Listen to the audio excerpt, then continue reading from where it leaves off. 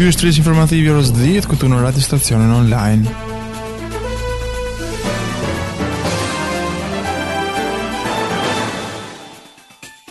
Ndryshon sërish procesi i maturës shtetërore. Për vitin 2015 matura do të ndahet në dy pjesë, në atë matura shtetërore ku përfshihen gjimnazet e përgjithshme dhe matura shtetërore profesionale, e cila është për shkollat profesionale.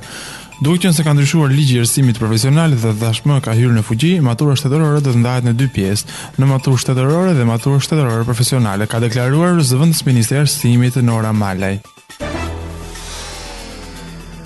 Knut Fleckenstein, raportuesi për Shqipërinë në Parlamentin Evropian, bëri në mbrëmjen e të mërkurës në Tiranë për vizitën e parashikuar 3 ditore në kuadër të raportit të pranverës për vendin.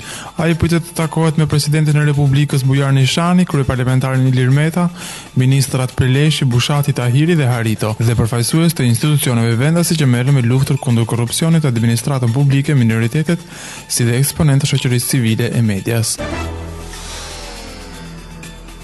Një krim në familje me pasojë plagosin ka ndodhur mbrëmjen e së hënës në ambientet e brendshme të një lokali në lagjen Skënderbeg të qytetit të Shkodrës. Shtetasi Diamant Kasneci, pas një sherrri për motive të dobta, ka goditur me thik në gjoks babain e tij, Mark Kasnecit, 54 vjeç. I plagosi është dërguar në Spitalin Rajonal të Shkodrës, ku pas ndërhyrjes kirurgjikale ka kaluar rrezikun për jetën, ndërsa autori është ndaluar nga policia pak minuta pas ngjarjes.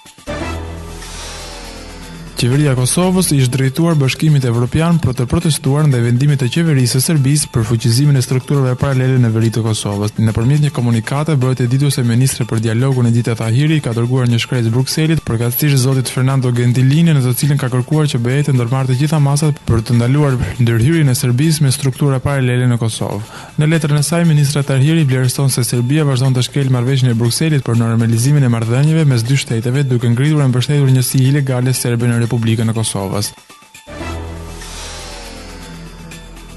Kuba ka liruar disa nga 53 të përgosur, të cilët SBA i konsiderojnë të përgosur politik, ka bërë të ditur Departamenti Amerikan i Shtetit. Zëdhënësja Jan Psaki ka thënë se Washingtoni shpreson që 53 personat e përfshirë në listën e SBA-s të lihen të lirë sa më parë, por nuk specifikojnë nëse ata janë liruar të gjithë. Pas ndeshjes kundër Juventusit, Roberto Mancini është pyetur rreth mundësisë së transferimit të Xherdan Shaqirit te Interi. Gazetarët madje e kanë pyetur nëse do të arrijë shqiptari të jetë pjesë e skuadrës para ndeshjes të së dielës kundër Genoas, ndërsa përgjigjja e Mancinit ka qenë kjo: nuk e di nëse diçka e tillë do të jetë e mundshme, trajneri gjithmonë shpreson të bëjë gjërat shpejt, por për shumë arsye jo gjithmonë ato ndodhin, është shprehur ai. Ky ishte flesh informativ i orës 10 këtu në radiostacionin online, ridëgjojmë në edicione të tjera.